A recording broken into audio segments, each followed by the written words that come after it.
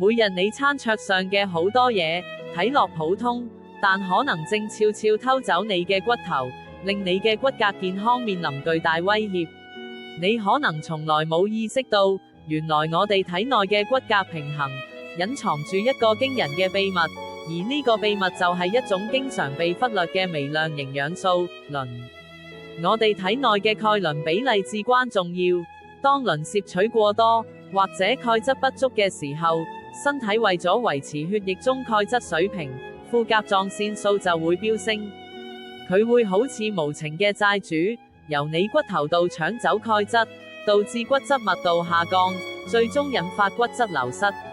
長期落去，骨質疏鬆嘅風險就會大大增加，甚至可能導致骨折。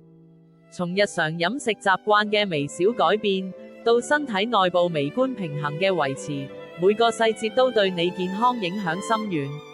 立即了解點樣食得更健康，守護你嘅骨骼，逆轉呢個隱形嘅危機，重拾骨骼強健。